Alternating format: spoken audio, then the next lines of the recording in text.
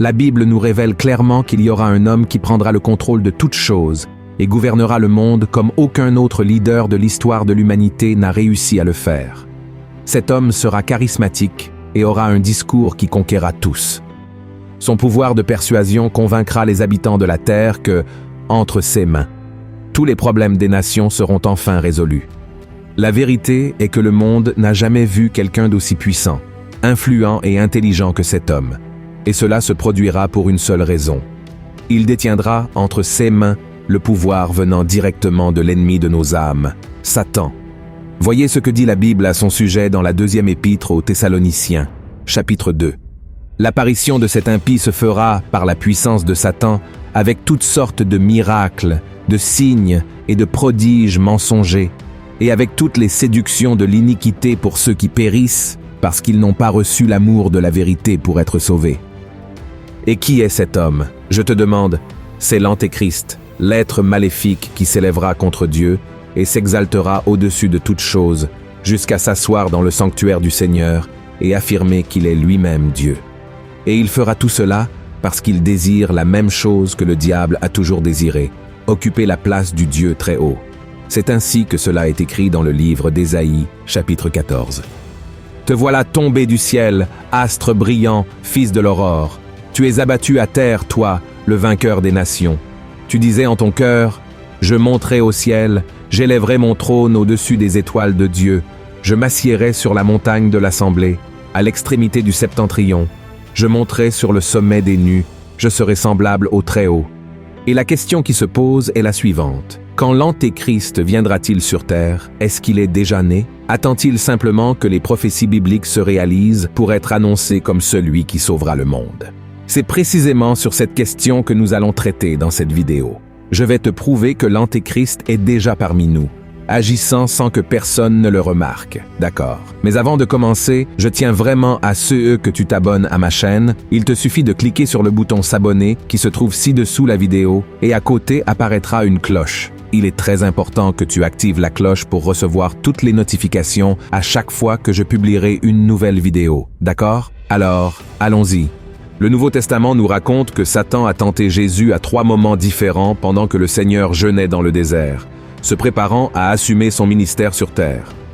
Dans un premier temps, il est venu vers Christ et a essayé de le convaincre de satisfaire sa faim en transformant des pierres en pain. Ensuite, il a emmené Jésus dans un endroit très élevé, d'où il pouvait voir toute la terre.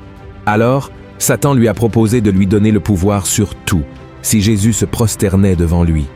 Et enfin, l'ennemi a conduit le Christ au sommet du temple et lui a dit de sauter, afin que les anges de Dieu le sauvent et préservent sa vie devant les yeux de tous les Juifs, qui ne croyaient pas qu'il était le Messie envoyé par Dieu. Frères et sœurs, remarquez quelque chose dans ces 3 situations. Dans chacune d'elles, Satan a offert des choses bonnes à Jésus, mais en échange, il voulait adoration et désobéissance à la parole de Dieu. Et c'est exactement la même chose qu'il fait avec nous aujourd'hui. Le diable nous offre tout ce qui est bon et plaisant à nos yeux charnels, mais en échange, il veut que nous arrêtions de prier et de chercher Dieu. C'est précisément ce que l'Antéchrist voudra que le monde fasse après qu'il aura été annoncé à tous les habitants de la terre. Encore dans le livre de 2 Thessaloniciens, chapitre 2, nous voyons qu'à la fin des jours, il y aura une grande apostasie, c'est-à-dire l'abandon de la foi par beaucoup de ceux qui ont un jour consacré leur vie à Jésus. Ils serviront le diable même sans s'en rendre compte, donnant à l'Antéchrist tout le contrôle sur leur vie. Vois ce que dit la parole du Seigneur.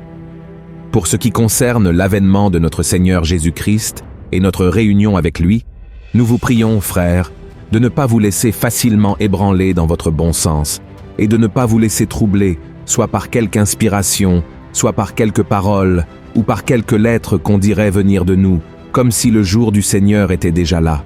Que personne ne vous séduise d'aucune manière, car il faut que l'apostasie soit arrivée auparavant, et qu'on ait vu paraître l'homme du péché, le fils de la perdition, l'adversaire qui s'élève au-dessus de tout ce qu'on appelle Dieu ou de ce qu'on adore, jusqu'à s'asseoir dans le temple de Dieu, se proclamant lui-même Dieu. Notez que ce passage mentionne que l'Antéchrist s'assiera dans le sanctuaire de Dieu et s'autoproclamera Dieu. En raison de cela, les érudits de la Bible, principalement ceux qui se penchent sur la fin des temps, croient que cela fait référence au troisième temple qui sera construit à Jérusalem, exactement à l'endroit où le temple de Salomon a été érigé, et cette construction deviendra réalité. Certains disent même que les gouvernements d'Israël et de la Palestine ont déjà entamé des négociations pour la construction future de ce temple qui abriterait les religieux des deux peuples, et selon les prophéties, serait pris par l'Antéchrist. Cependant, mes frères, je tiens à attirer votre attention sur quelque chose, et pour cela, je souhaite lire avec vous un passage de 1 Corinthiens, chapitre 6, qui dit ainsi: « Ne savez-vous pas que votre corps est le temple du Saint-Esprit qui est en vous, que vous avez reçu de Dieu, et que vous ne vous appartenez point à vous-même, car vous avez été rachetés à un grand prix. Glorifiez donc Dieu dans votre corps et dans votre esprit, qui appartiennent à Dieu. » Frères et sœurs, nous sommes le sanctuaire de Dieu ici sur terre. L'Antéchrist n'a pas encore été annoncé, mais il est déjà assis sur les cœurs des êtres humains, les contrôlant et s'auto-proclamant le Dieu de leur vie. Beaucoup voient encore l'avènement de l'Antéchrist comme quelque chose de futur, mais non, il est déjà parmi nous. Il suffit de regarder le monde autour de nous, les événements qui se produisent, pour réaliser qu'il domine déjà le cœur de l'être humain et installe secrètement son trône en lui. Et ce n'est pas moi qui affirme cela, mais la Bible elle-même. Faites attention à ce que l'apôtre Jean a écrit. Reconnaissez à ceci l'Esprit de Dieu. Tout esprit qui confesse Jésus-Christ venu en chair est de Dieu, et tout esprit qui ne confesse pas Jésus n'est pas de Dieu. C'est celui de l'Antéchrist, dont vous avez appris la venue, et qui maintenant est déjà dans le monde. Donc, le conseil que je te donne est le suivant. Ne reste pas en attente de la construction du troisième temple de Jérusalem, ni de l'annonce d'un accord de paix entre les principales nations et religions. Au lieu de cela, veille à ne pas laisser de place à l'ennemi dans ta vie. Ne permets pas que l'esprit de l'Antéchrist domine ton cœur et en fasse son temple. Au contraire, tu dois remettre ton cœur et ta vie à Jésus-Christ, car lui seul a le pouvoir de détruire l'ennemi. Amen. Laisse Christ gouverner ta vie, tes paroles, ta manière d'agir, et ne sois plus l'un de ceux qui se sont écartés de la foi et ont repris une vie de péché comme si Christ ne devait jamais revenir. La plupart des signes précédant le retour de Jésus se sont déjà accomplis. Pourtant, beaucoup doutent et disent que ces choses ont toujours existé et que les générations passées pensaient aussi que Jésus reviendrait de leur vivant. Mes frères, nous devons être très prudents, car maintenant les signes sont très clairs et nous ne pouvons pas être pris au dépourvu, vivant en désobéissance à la parole de Dieu. Alors, si tu n'as pas encore fait repentance de tes péchés et accepté Jésus comme ton Seigneur et Sauveur, sache qu'il t'aime beaucoup et attend ta décision. Voici cet avertissement du Seigneur pour chacun de nous. Enseignés par vos apôtres, sachant avant tout que, dans les derniers jours, il viendra des moqueurs avec leurs railleries, marchant selon leur propre convoitise et disant « Où est la promesse de son avènement ?» Car, depuis que les pères sont morts, tout demeure comme dès le commencement de la création. Ils veulent ignorer, en effet, que des cieux existèrent autrefois par la parole de Dieu, de même qu'une terre tirée de l'eau et formée au moyen de l'eau, et que par ces choses le monde d'alors périt, submergé par l'eau, tandis que, par la même parole, les cieux et la terre d'à présent sont gardés et réservés pour le feu, pour le jour du jugement et de la ruine des hommes impies.